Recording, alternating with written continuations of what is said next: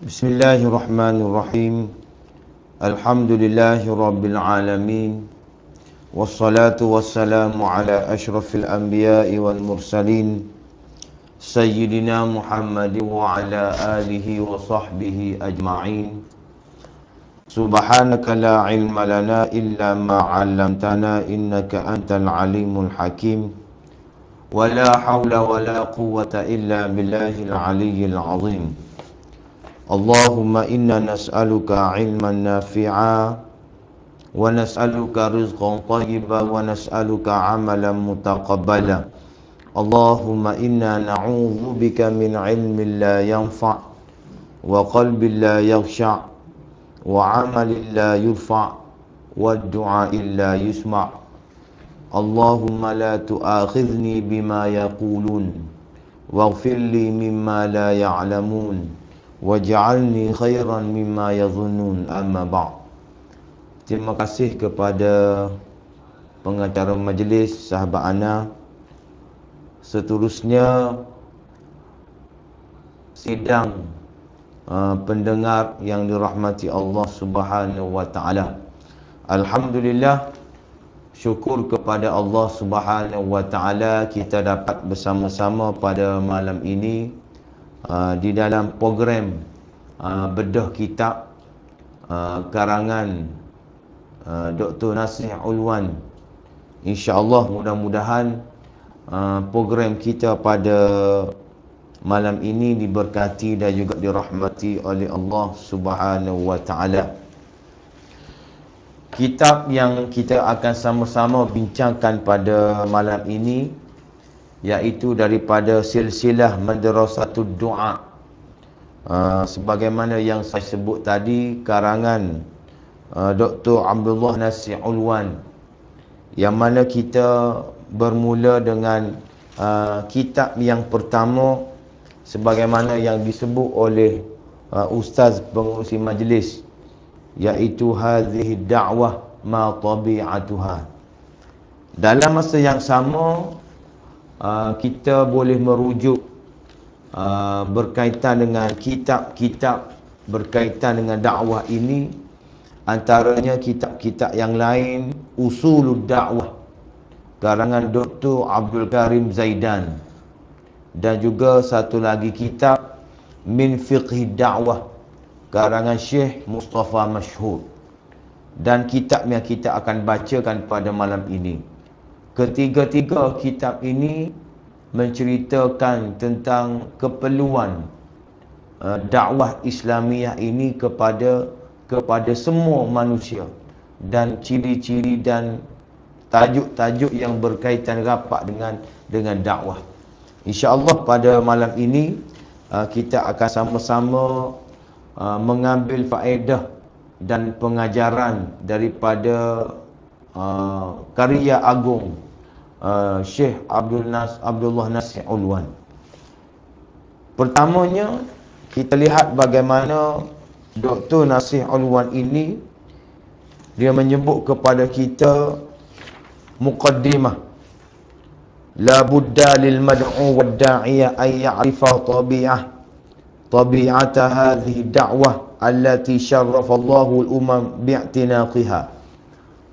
Dr. Abdul Nasih Ulwan memulakan penulisan beliau bagaimana beliau menyebut menjadi kewajipan, menjadi kemestian bagi mad'u dan juga da'i supaya mereka mengetahui bahawasanya tabiat dakwah ini adalah tabiat yang Allah Subhanahu wa taala muliakan kepada mereka-mereka ataupun kepada umat-umat yang berpegang dengannya.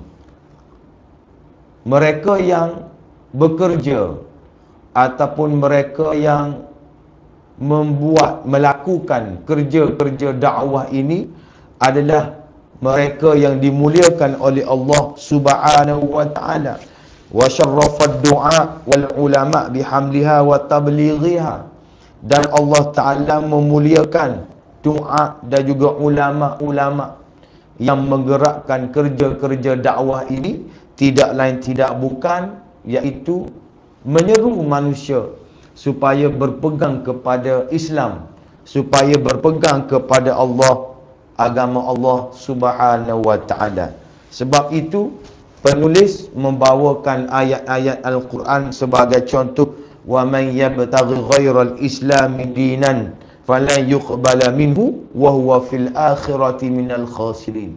Ini ayat yang tegas dinyatakan oleh Allah Subhanahu wa taala supaya manusia ini berpegang kepada ad-din, berpegang kepada Islam yang sebenar. Dan golongan-golongan yang membawa kerja-kerja dakwah ini adalah golongan yang dimuliakan, sebagaimana yang saya sebutkan di awal tadi, berpandukan kepada ayat Al-Quran, wal takum minkum ummatun yad'una ilal khair wa ya'muruna bil ma'ruf wa yanhauna 'anil munkar wa ulaika humul muflihun. Maknanya golongan yang membawa kerja-kerja dakwah dan menjalankan, melakukan kerja-kerja dakwah ini sangat-sangat dimuliakan oleh Allah Subhanahu wa taala, kerana ianya tugas para ulama, khususnya iaitu golongan anbiya, golongan-golongan anbiya wal mursalin yang telah disambungkan ataupun telah disambung oleh mereka-mereka yang mana tidak lain tidak bukan mereka itu daripada golongan ulama-ulama yang beramal dengan beramal dengan ilmu-ilmu mereka. Seterusnya penulis membawakan tajuk yang iaitu limaza kanat ad-da'watu al-islamiyah khatimah ad-da'wat. Kenapa dakwah Islam ini menjadi seruan kepada penutup kesempurnaan? Kenapakah dakwah Islam ini menjadi seruan yang menjadi penutup kepada kesempurnaan?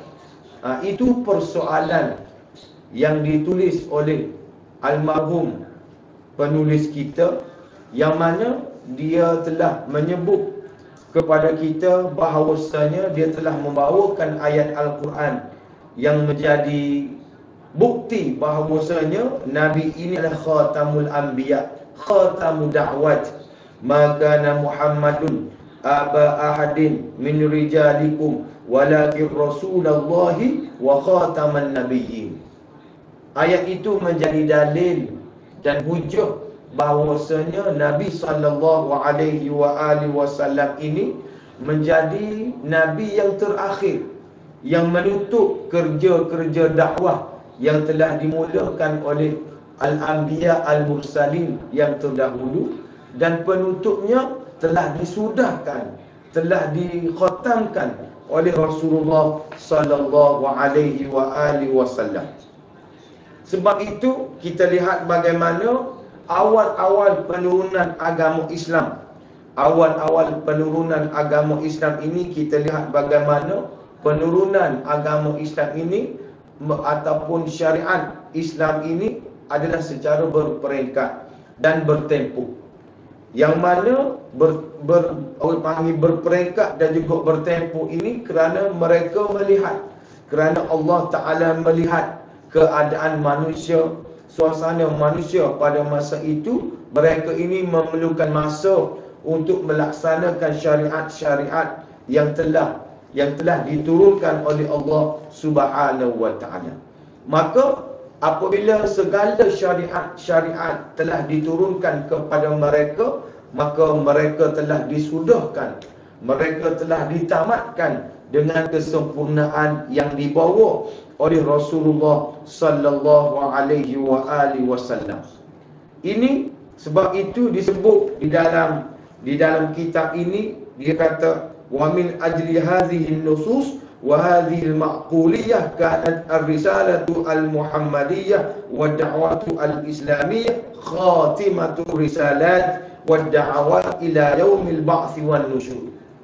Disebabkan risalah Muhammadiyah dan juga dakwah Islamiyah ini yang dibawa oleh baginda sallallahu alaihi wasallam adalah satu khatimah, khatamur risalat, yang mana ianya akan berkekalan ila yaumil ba'thi wan nusyur, iaitu dia akan berkekalan sehingga hari kiamat. Ini kesempurnaan risalah Nabi kita Muhammad sallallahu alaihi wasallam.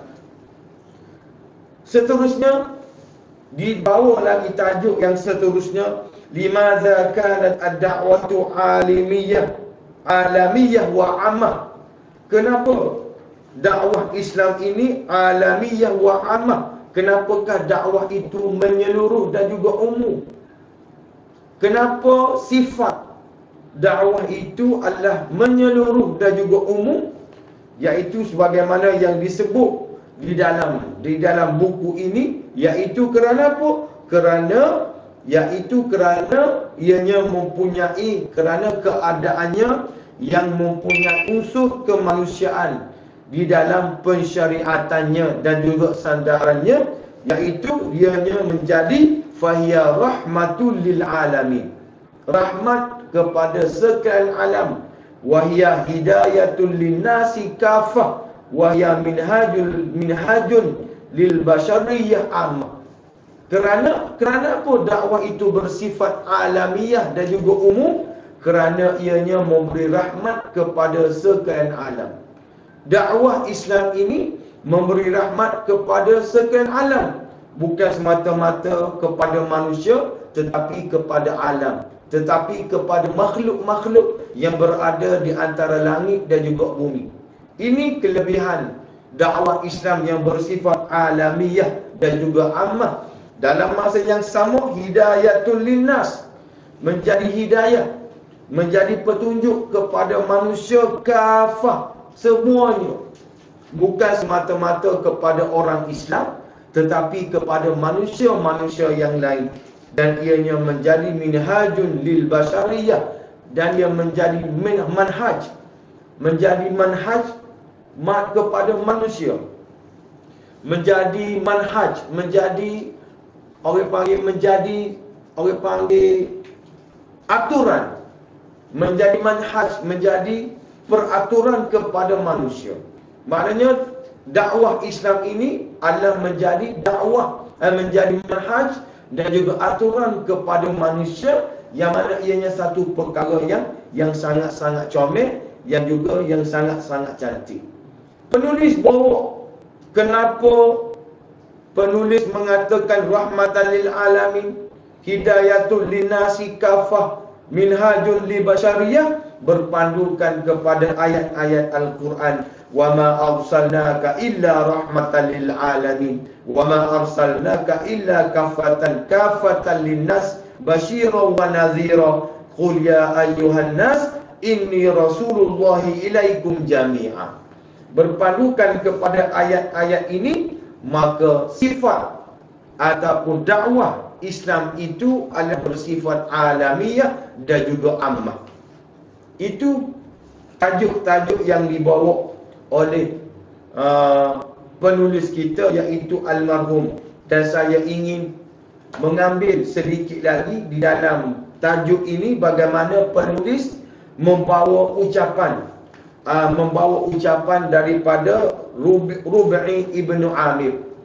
Rubai bin Amir, iaitu apabila beliau adalah panglima perang yang mengungkapkan kata-kata yang masyhur, yang saya yakin kita sudah menghafal kata-kata ini, yang mana ucapan ini ditujukan, disebut di hadapan Rustum, iaitu Qa'id Jaish Al-Parsi, ketua perang Parsi dalam peperangan Al-Qadisiyah, ataupun kita panggil Al-Qudsiyah.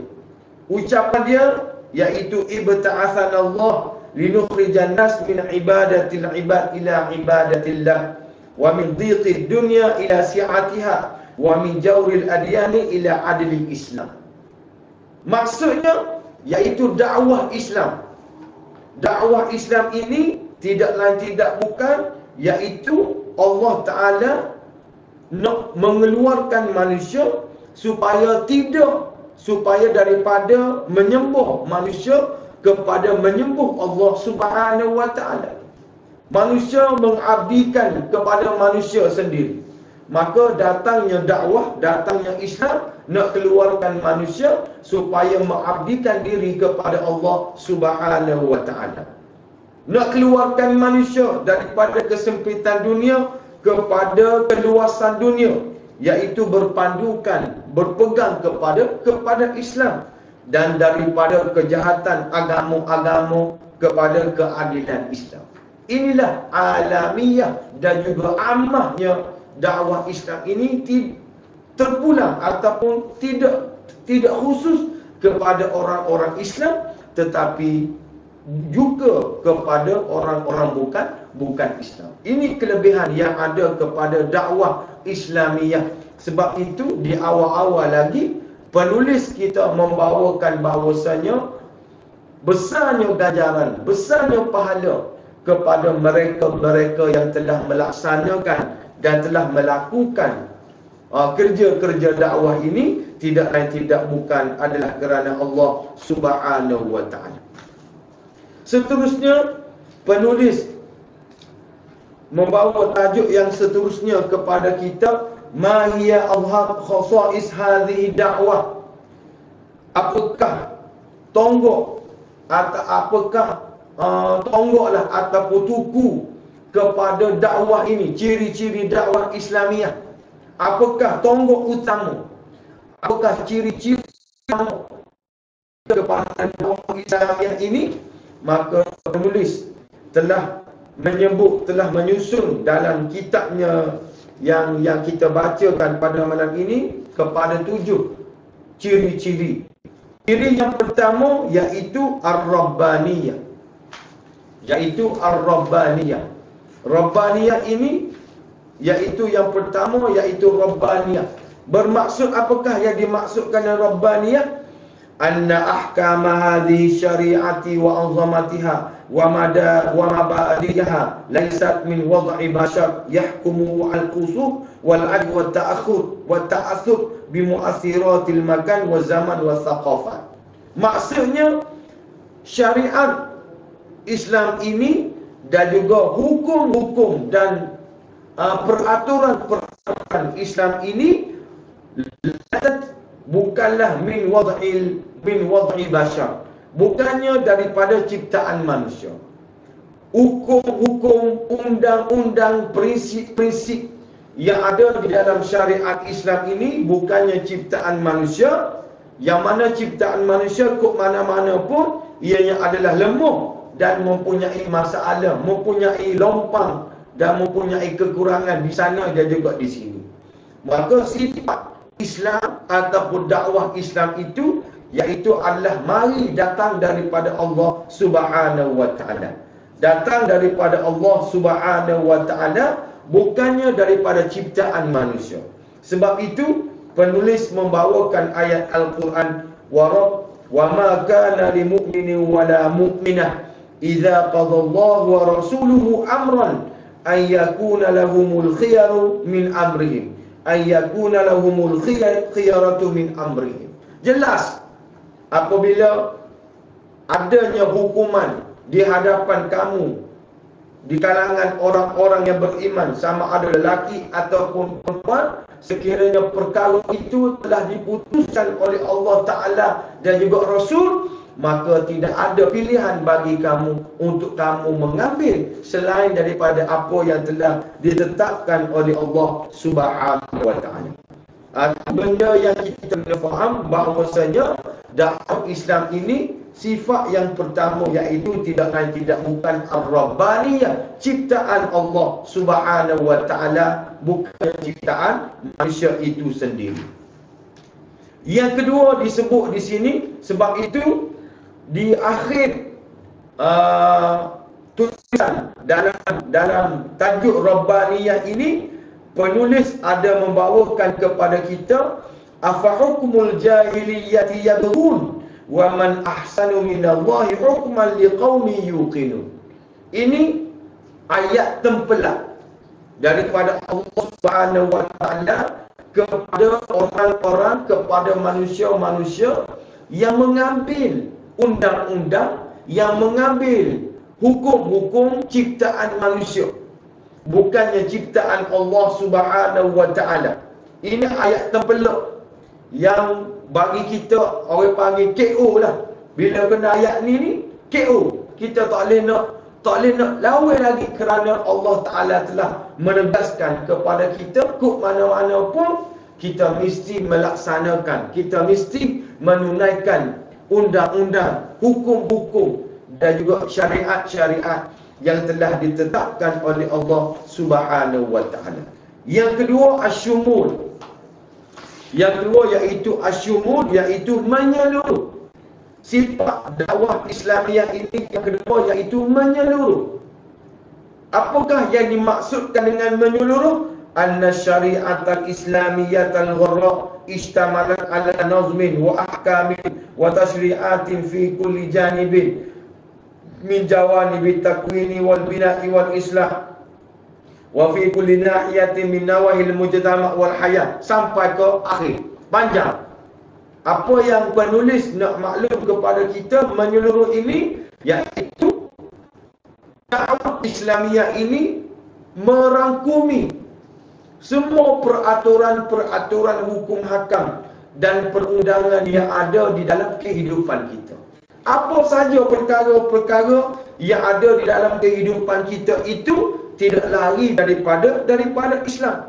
Sama ada disebut di sini, sama ada umurun jinaiyah wa ahwalis syakhsiyah wa nazm ijtimaiyah wa alaqad dawliyah, segala-gala apa yang kita nak buat dalam kehidupan kita, apa yang kita nak laksanakan dalam hidup kita tidak terlepas daripada kesyumulan Islam. Sebab itu penulis kita ni dia bawa tajribah wa mimma yadullu ala syumuli syariatil islamiyah li kulli anzimatil hayat. Dia bawa kepada kita satu contoh yang bagi saya contoh yang terbaik, iaitu awalan at-tajribatu at-tarikhiyah, iaitu tajribah daripada sudut tarikh, iaitu bada'at munzu ta'sisud daulah al-islamiyah al-ula biqiyadati rasuli sallallahu alaihi wa alihi wasallam fil jaziratil arabiyyah. Nak tengok syumuliyah ataupun tidak, iaitu kita melihat bagaimana pengasasan ataupun asaskan dakwah Islamiah yang pertama. Nak lihat dakwah Islamiah ini syumul ataupun tidak, kita lihat kepada terasasnya, diasaskan daulah al-Islamiyah yang pertama di bawah biqiyadatir Rasul, di bawah pimpinan kita, iaitu Rasulullah sallallahu alaihi wa alihi wasallam. Ni hebat. Penulis kita Al-Mana dia bawa berkaitan dengan tarikh. Nak ayatnya Islam ini agama yang syumul. Mana bukti dia?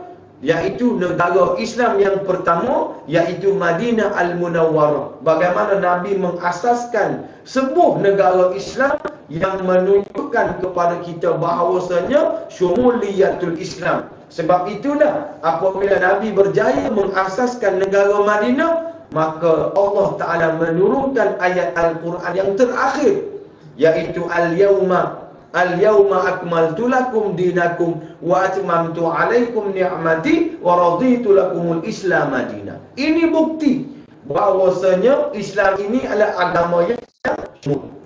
Sampailah wallati intahat bizawalil khilafatil Utsmaniyah ala yadil amili al-khain al-mulhid Ataturk. Sampailah kita melihat bahawasanya kesyumulan Islam ini berpanjangan sehinggalah jatuhnya khilafah Utsmaniyah yang telah dijatuhkan oleh pengkhianat, iaitu Kamal Ataturk. Maknanya sejarah telah membuktikan kepada kita bahawasanya Islam ini bukan semata-mata ibadat, bukan semata-mata munakahat, bukan semata-mata perkara-perkara ibadat, tetapi Islam ini adalah bernegara. Kita kena faham Islam ini adalah Islam yang bernegara.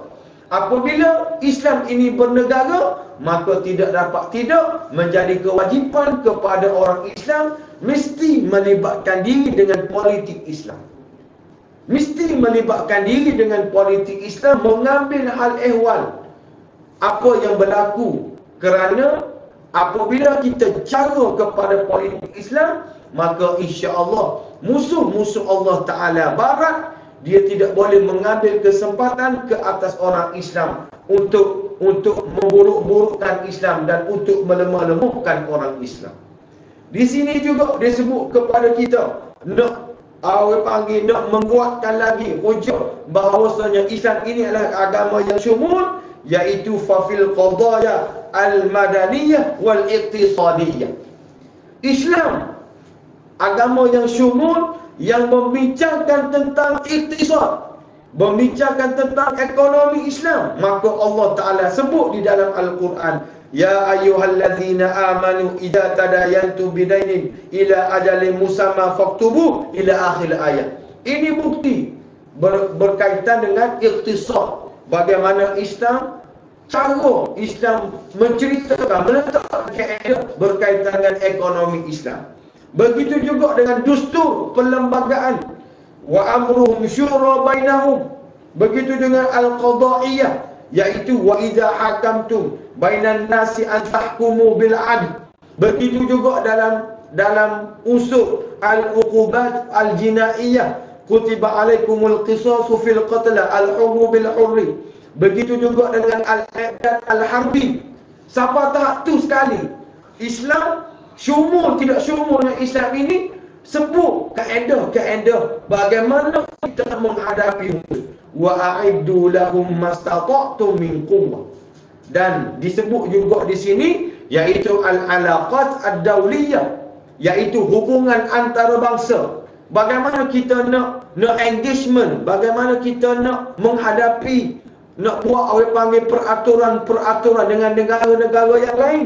Maka juga disebut di dalam Al-Quran, la yanhakumullahu 'anil ladzina lam yuqatilukum fid din wa lam yukhrijukum min diyarikum an tabarruhum wa tuqsitu ilaihim innallaha yuhibbul muqsitin illa ghairi dzalika min hadhihi alqawaid wal ahkam. Maknanya jelas bahawasanya Islam ini, dakwah Islam ini agama yang syumul. Seterusnya di bawah yang ketiga, iaitu al-'adha' wa tajaddud, iaitu memberi dan juga menerima pembaharuan. Memberi dan juga menerima pembaharuan. Dakwah Islam ini iaitu al-'adha' wa tajaddud, iaitu ianya memberi dan menerima pembaharuan. Maknanya Islam ini tidak statik, Islam ini tidak kolot, Islam ini tidak beku, Islam ini tidak tepu. Tetapi Islam ini, dakwah Islam ini, dia merentasi masa, merentasi zaman, ia sesuai dalam setiap masa, dalam setiap zaman, walaupun sampai bila-bila pun keadaan dunia sekalipun.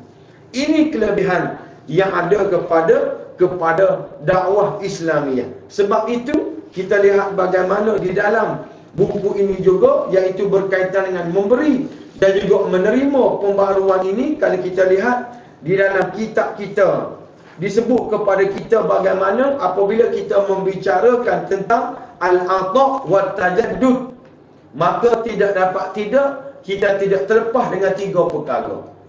Walaupun Islam ini dia menerima pembaharuan dan juga dianya orang panggil memberi pembaharuan, tetapi dia masih lagi tertakluk sebagaimana yang disebut dalam oleh penulis kita ni kepada tiga perkara. Yang pertama, masailu tasyri'iyah qabilatul litajdid, iaitu masalah agama yang menerima pembaharuan. Yang kedua, masailu tasyri'iyah qabilatul litabdil, masalah tasyri' yang mana menerima orang panggil pembaharuan, menerima penggantian. Tabdil, nak ganti benda lain boleh, ada juga dalam Islam kita. Yang ketiga, masailu tasyri'iyah thabitah ghairu qabilah litajdid wala tabdil. Dan ada juga orang panggil perkara-perkara yang ada dalam agama kita yang kita tak boleh nak baru dan kita tak boleh nak tukar. Ni ada tiga komponen ataupun tiga unsur apabila kita membicarakan tentang orang panggil tajuk memberi dan juga menerima pembaharuan, tidak dapat tidak dia kena kembali kepada 3 perkara tadi. Hak pertama tadi iaitu yang menerima tajdid. Yang menerima tajdid ini sebagai contoh disebut dalam kitab ini iaitu bil muamalat al-maliyah, berkaitan dengan orang panggil muamalat. Kita boleh tukar mata wang kita ataupun note kita, tak ada masalah. Wa syu'un al-iqtisadiyah wa nazmi al-qadaiyah wal qadaya al-idariyah wa dusturiyah. Ini perkara-perkara yang Islam membenarkan berlakunya pembaharuan. Tak salah, tak berdosa. Tidak berdosa kalau kita nak melakukan pembaharuan dalam aspek-aspek yang saya sebutkan tadi. Yang kedua, yang mana yang boleh menerima, orang panggil menggantikan, boleh buat benda yang lain, iaitu lam yarid fiha nassun aslan la fi kitabin wala fi sunnatin wala ijma'in wala qiyasin hadhil masail khadi'ah lil ijtihad az-zamani, iaitu perkara-perkara yang ada di dalam agama yang perkara tersebut tidak disebut secara nas di dalam Al-Quran, di dalam As-Sunnah, dalam ijmu' dan juga qiyas. Ianya adalah perkara-perkara ijtihad. Perkara-perkara ijtihad yang mana perkara-perkara ini tidak dapat tidak ianya mesti kembali kepada mereka-mereka yang mempunyai ilmu-ilmu yang mencukupi, iaitu ar-rasikhuna fil ilm. Barulah mereka boleh melaksanakan ijtihad mereka di dalam urusan-urusan agama. Yang ketiga, iaitu unsur-unsur yang ada di dalam agama yang kita tidak boleh ganti, yang kita tidak boleh tukar, yang mana kita tak boleh nak baru dah perkara-perkara tersebut, iaitu disebut di dalam ini iaitu nususun qat'iyyah sabitah. Iaitu nas yang qat'i disebut di dalam Al-Quran dan juga disebut di dalam hadis Nabi sallallahu alaihi wasallam. Sebagai contoh, kamasailil aqidah wa arkanil iman wa ahkamil ibadah wa umuril muamalat wa kahurmatiz zina wal riba wal khamri wal maisir wa qatlin nafs wa tahdid. Macam-macam. Hak ni adalah perkara yang tidak boleh menerima pembaharuan. Sebagai contoh, hukuman ke atas orang yang mencuri, iaitu kita nak tukar daripada tembok sehingga mati. Tak boleh, kerana hukuman itu telah ditetapkan oleh agama kita, iaitu bagi orang yang mencuri, maka dia kena kerak tangan.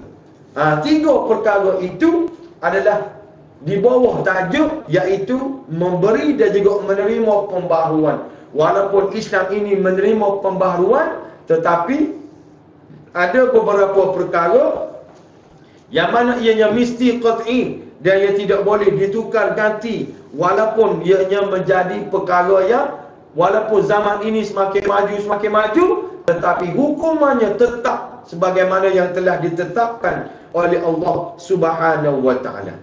Sebab itu apabila kita membicarakan tentang perubahan dan juga memberi dan juga menerima perubahan, kita juga boleh istilahkan al-ata' wa tajaddud ini dalam istilah yang lain, iaitu apabila kita belajar berkaitan dengan fiqhul harakah al-islamiyah, maka ia berkaitan rapat dengan as-sawabit wal mutaghayyirah. As-sawabit wal mutaghayyirah ini iaitu lebih kuranglah dengan al-ata' wa tajaddud. Satu kitab yang sangat baik untuk kita baca iaitu As-Sawabit wal Mutaghayyirah karangan Dr. Saleh As-Sawi. Tu kitab masih lagi hidup, alhamdulillah. Dr. Saleh As-Sawi hafizahullah, dia telah menulis satu kitab yang bertajuk As-Sawabit wal Mutaghayyirah, dan kitab yang tebal ini dia tulis dengan takrif yang cukup baik, yang cukup comel kepada kita untuk kita sama-sama baca dan juga untuk kita sama-sama hafal. Sebagai contoh dia kata sini iaitu berkaitan dengan sawabit. Apakah yang dimaksudkan dengan sawabit? Iaitu yaqsudu biha fi hadhihi dirasati al-qat'iyyat wa mawadhi' al-ijma' allati aqama Allah biha al-hujjah bayyinah fi kitabihi aw ala lisan nabiyhi wa la majala fiha litatwirin aw ijtihadin wa la yahillu al-khilaf fiha liman ilmiha. Maknanya perkara yang sudah qat'i, yang telah disebut dengan jelas oleh Allah Ta'ala di dalam Al-Quran dengan hujah yang jelas, hujah yang kuat dalam kitab, di dalam Al-Quran dan juga hadis Nabi SAW, dan tidak ada ruang untuk kita berijtihad kerana ianya datang dengan nas yang qat'i, yang sabitah di dalam Al-Quran. Begitu juga dengan al-mutaghayyirat, fayaqsudu biha mawaridul ijtihad wa kullu ma lam yakum alaihi dalilun qati'un min nassin sahihin aw ijma'in sarihin. Iaitu perkara-perkara mutaghayyirat ini, iaitu perkara yang kita boleh ijtihad selagi mana tidak ada dalil qat'i, tidak daripada nas yang sahih, daripada ijma' yang sharih, maka kita boleh melakukan ijtihad. Kita boleh melakukan ijtihad selagi mana tidak bercanggah dengan nas yang telah disebut oleh Allah Subhanahu wa Ta'ala. Ini kelebihan yang ada kepada dakwah Islamiah, iaitu bersifat anjal. Bersifat anjal, ia tidak statik, tetapi ianya bersifat anjal. Walaupun anjal, dia ada syarat-syarat yang telah disebut oleh Allah Ta'ala. Yang keempat, iaitu ciri yang keempat, iaitu at-tawafuqu bainal madiyah wa ruhaniyah, iaitu seimbang di antara material dan juga spiritual. Iaitu Gabriel maksud dia, iaitu dakwah Islamiah ini ianya mengimbangi sifat-sifat kemendaan dan juga kerohanian yang ada di dalam kehidupan kita, di antara perkara-perkara dunia dan juga perkara-perkara akhirat. Maknanya jangan tinggal akhirat, jangan tinggal dunia semata-mata kerana nak mengejar akhirat. Tidak betul. Sebagai contoh, ibtigha'u daril akhirati ma'al akhdhi bihududhi ad-dunya. Ni cara yang betul, iaitu kita mengharapkan ganjaran di akhirat kelak, dalam masa yang sama kita mengambil peluang-peluang yang ada ketika mana kita hidup di atas dunia. Wabtaghi fi ma ataka Allahu daral akhirah wa la tansa nasibaka minad dunya. Jelas. Penulis kita bawa ayat Al-Quran, wabtaghi fi ma ataka Allahu daral akhirah wa la tansa nasibaka minad dunya. Jangan kita ni melampau. Melampau ni bagaimana? Terlalu warak, terlalu juru, sehingga mana kita tinggalkan kehidupan dunia kita. Kita tak cara ke kerja buat kita tak cara kepada macam-macam lah. Ini telah disebut dan telah berlaku pada zaman Nabi SAW. Apabila sahabat ja'a salah satu, marilah datanglah 3 orang pergi ke rumah isteri Nabi SAW, tanya ibadat yang dilakukan oleh Rasulullah SAW, dan ada di kalangan mereka yang mana sembahyang sampai bila-bila. Sembahyang malam ni sampai ke berat laju. Dan ada di kalangan mereka asumu dahra wala aftir, berpuasa sampai tak buka. Sembahyang malam ni bekok dahi-dahi, bekok. Tak ada rehat lah, tak ada rehat. Yang ketiga, a'tazilun nisa, aku ni tidak berkahwin dan aku tidak akan berkahwin. Ni orang panggil melampau. Sembahyang malam semua, melampau sembahyang malam, melampau puasa sampai ke tidak berbuka, melampau tidak mahu berkahwin sampai bila-bila. Maka bila dengar lagu tu, akhir sekali Nabi kata, lakinni asumu wa aftir. Aku ni Rasulullah, aku ni puasa, tapi aku bokok. wa usalli, dan aku ni pun aku semaya malam juga, tapi aku rehat. Wa atazawwajun nisa, dan aku ni berkahwin juga. Mana nak ayatnya Nabi ni, walaupun dia ni Habibullah, walaupun dia ni kekasih Allah, dia ni tak ada nak orang yang paling mulia, tetapi kehidupannya sebagaimana kehidupan manusia yang lain. Sebagaimana di dalam hadis yang lain, iaitu disebut innalaka fi rasulillahi uswatun hasanah. Gapo-gapo pun yang ada kepada Nabi ni uswatun hasanah. Inna Rasulullah sallallahu alaihi wa alihi wasallam yanam wa yusalli wa yasumu wa yuftiru wa ya'kulu lahma. Makan daging. Makan daging supaya kita juga. Kami berat kau. Wa yuaddi ila ahli huquqihinna. Maknanya Nabi ni buat apa? Naluri sebagai manusia Nabi laksanakan, Nabi semaya, Nabi berkahwin. Maka sebab itu dakwah Islam ini, janganlah kita ini orang panggil tidak seimbang. Duduk cara kepada akhirat sampai ke kita tinggalkan tanggungjawab kita di dunia, kita tidak bekerja, kita tidak berusaha. Ini perkara-perkara yang sangat dikeji, yang sangat dimurkai oleh Allah Subhanahu wa taala. Seterusnya yang kelima, iaitu al-yasar, al-yusru wal basatah wal ma'quliyah, iaitu mudah, sederhana dan juga logik. Islam ni mudah. Allahu akbar. Islam ni cukup mudah, cukup tidak membebankan orang panggil manusia, tidak membebankan orang-orang Islam itu sendiri. Mana bukti dia? Yuridullahu bikumul yusra wa la yuridu bikumul usra. Wa ma ja'ala Allah wa ma ja'ala 'alaikum fid dini min haraj. La yukallifullahu nafsan illa wus'aha, faman ittara ghaira baghi wa la 'ad fala ithma 'alaih. Itu ayat-ayat Al-Quran yang penulis bawa kepada kita betapa mudahnya, betapa mudahlah Islam ni, tidak membebankan, tidak memberatkan. Dia bawa lagi contoh, iaitu bagaimana syariat, iaitu Islam mensyariatkan kepada orang Islam yang mampu untuk menunaikan haji ini marratan wahidah, sekali je. Sekali dalam semua hidup. Cukup dah, pandai dah. Kalau dia kata marrat, nyanyi alik kita. Islam ni kata wajib, orang panggil diwajibkan kepada orang Islam yang al-qadir al-mustati', orang yang mampu dan juga orang panggil mampu untuk menunaikan haji ini, iaitu dalam seumur hidup dia fil umri sekali je. Begitu juga syariat lil muslim. Allah Ta'ala mensyariatkan kepada orang Islam ni khamsu salawat fil yaumi wal lailah, 5 kali sehari.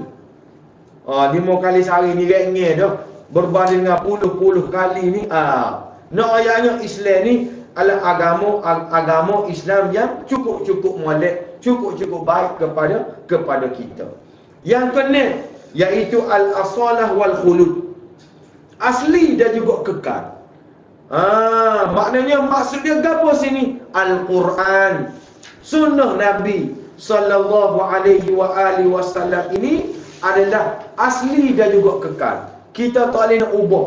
Sehebat mana pun kita, sebijak mana pun kita jangan mengubah Al-Quran. Kita jangan mengubah hadis Nabi sallallahu alaihi wa alihi wasallam. Dan akhir sekali, al-adlu al-mutlaq, iaitu al-adlu al-mutlaq, iaitu keadilan sejagat. Keadilan sejagat maknanya ciri dakwah Islamiah ini adalah keadilan sejagat. Ianya memberi keadilan kepada semua manusia, sama ada dia ni orang Islam ataupun bukan orang Islam, sama ada dia ni musuh ataupun tidak, sama ada dia binatang ataupun tidak. Ciri dakwah Islamiah ini al-adlu al-mutlaq, iaitu keadilan sejagat. Maka berkaitan dengan keadilan sejagat ini, saya nak petik kata-kata yang telah ditulis oleh Tuan Guru Datuk Seri Haji Abdul Hadi bin Awang dalam bukunya yang terbaru dah juga, iaitu tajuk dia Celupan Jarum Kecil di Lautan Ilmu Al-Quran. Buku ni Tok Guru tulis ketika mana kita tahu berapa dah, ketika mana dia berada di IJN. Berkaitan dengan adil ni, ada beberapa tajuk, beberapa ucapan kata-kata lisan yang telah ditulis oleh Tok Guru kita sebagaimana yang ditulis dalam buku ni, iaitu siapa-siapa ada buku ni dia boleh rujuk muka surat 187. Sebagai contoh Al-Adlu Al-Mutlaq ini, iaitu Tok Guru tulis politik Islam yang adil. Adil secara mutlak ini dalam semua perkara, khususnya dalam politik Islam yang adil. Iaitu bagaimana Tok Guru kata sini, Al-Quran menyatakan konsep pemerintahan yang adil kepada semua, serta menghapuskan konsep bertuhankan ketua negara dan ketua agama yang berlagak sebagai Tuhan. Tok Guru bawa ayat Al-Quran daripada suratul Nisa, Innallaha ya'murukum an tu'addul amanati ila ahliha wa idza hakamtum bainan nasi, sampai ke akhir. Maknanya adil ini, politik yang adil, iaitu konsep pemerintahan yang adil kepada semua, serta menghapuskan konsep bertuhankan ketua negara dan ketua agama yang berlagak menjadi Tuhan. Dalam masa yang sama, nak ayat yang adil, teradilnya Islam ni, iaitu walaupun kepada musuh sekalipun kita mesti melakukan keadilan. Ini hebatnya Islam ni. Mana bukti dia? Mana dalil dia? Dalam suratul Maidah. Ya ayyuhallazina amanu kunu qawwamina lillahi syuhada'a bil qist wa la yajrimannakum syana'anu qaumin ala alla ta'dilu i'diluhu wa aqrabu littaqwa wattaqullaha innallaha khabirum bima ta'malun. Nah, ayatnya Islam ini al-adlu al-mutlaq, hatta kepada musuh sekalipun dakwah Islamiyah ini kena berlaku adil. Sebab itulah alhamdulillah kita tengok bagaimana pendekatan yang diambil oleh kita pada hari ini dengan dakwah Islamiyah kita ini. Kita lihat bagaimana ramai manusia-manusia yang sebelum ini mereka tidak dapat menerima ataupun mereka tidak dapat memahami dengan jelas berkaitan dengan Islam, dengan dakwah Islam yang kita sampaikan. Mereka semakin hari semakin rapat dengan kita. Mereka semakin hari semakin memahami Islam ini. Kerana apa? Inilah kehebatan yang ada kepada Islam. Walaupun mereka musuh politik kita, walaupun mereka pernah bermusuh dengan kita, tetapi kerana al-adlu al-mutlaq ini, kita tarik mereka, kita dakwah mereka, kita lupakan apa yang mereka lakukan kepada kita, kerana ini tuntutan daripada Allah Ta'ala. Ini tuntutan daripada Al-Quran. Maka menjadi kewajipan kepada kita, kita mesti menarik sebanyak mungkin sahabat-sahabat kita, orang-orang Islam yang berada di luar sana, yang tidak memahami ataupun kurang memahami Islam. Kita gunakan pendekatan dakwah ini. Jangan semata-mata politik, jangan semata-mata perkara politik, tetapi unsur-unsur dakwah, unsur-unsur tarbiyah kita mesti terapkan supaya mereka ini semakin hari semakin sayang kepada Islam. Sebab itu dalam buku ni juga banyaklah disebut berkaitan dengan keadilan. Maka menjadi kewajipan kepada kita, kita mesti baca buku-buku karangan Tok Guru kita ini, supaya pemikiran kita, supaya fikrah kita ini kena dengan apa yang Allah Ta'ala nak, kena dengan apa yang Allah, yang orang panggil ulama-ulama kita nak. Sebab itu kita tengok bagaimana al-adlu al-mutlaq ini, keadilan sejagat ini adalah bainan nasi jami'an, adalah kepada manusia seluruhnya, adalah kepada manusia seluruhnya. Maka tanggungjawab dakwah kita ni berat. Sebagai kesimpulan pada program kita pada malam ini, saya nak sebut bahawasanya kerja kita ni adalah kerja yang berat. Kerja kita ni adalah kerja yang berat, iaitu kita nak menyeru manusia supaya kembali kepada Islam. Kita nak berdakwah kepada manusia supaya kembali kepada Islam. ianya adalah satu perkara yang berat. Maka bila perkara itu perkara yang berat, maka menjadi kewajipan kepada kita kena mempersiapkan diri kita, jiwa kita dengan unsur-unsur, yang mana dengan unsur-unsur tersebut maka kita tidak mengalah di dalam kita berada di dalam orang panggil dunia yang penuh dengan macam-macam ni. Maka unsur-unsur tersebut tidak lain tidak bukan iaitu hubungan kita dengan Allah Subhanahu wa taala kena rapat. Hubungan kita dengan Allah Subhanahu wa taala kena rapat. Dalam masa yang sama, kita dai ni kena mempunyai ilmu yang syumul. Kita mesti mempunyai ilmu yang syumul. Bukan semata-mata ilmu yang dikatakan ilmu fardu ain, tetapi kita kena tambah lagi dengan ilmu-ilmu yang lain, ilmu fardu kifayah dan macam-macam lagi ilmu-ilmu yang berada di luar sana yang ulama-ulama kita telah sebut dalam kitab-kitab mereka. Dan sebagai contoh, kalau kita tengok fiqh kita sendiri, kalau kita mengaji dalam kitab-kitab fiqh, biasa kita dengar fiqhus solah, fiqhut taharah, orang panggil macam gitulah, fiqhul jihad, fiqhus siyam. Tetapi apabila kita gali lagi, maka kita akan jumpa banyak lagi fiqh-fiqh yang kita kena belajar.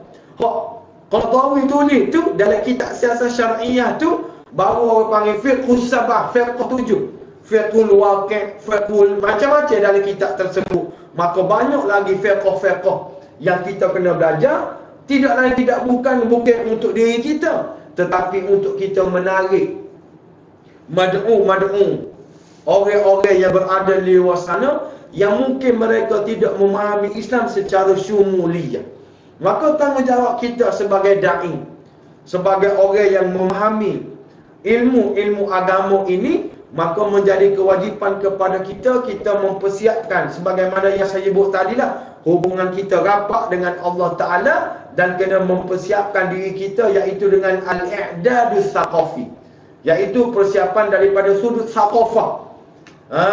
Al-i'dadus saqafi iaitu persiapan daripada sudut saqafah. Kita kena banyak membaca, kena banyak menulis, kena banyak macam-macam lah. Tidak lain tidak bukan supaya kita ni jadi orang yang berilmu. Bila kita jadi orang yang berilmu, ditambah pula dengan kita ini rapat dengan Allah Ta'ala, insya-Allah kerja-kerja Islam kita ni, kerja-kerja dakwah Islam kita ni akan menjadi lebih mudah dan akan menjadi lebih baik. Saya rasa cukup setakat dulu. Jadi saya serahkan kepada pengurusi majlis. Aku qali hadza wa sallallahu alaihi wa lakum. Wassalamualaikum warahmatullahi wabarakatuh.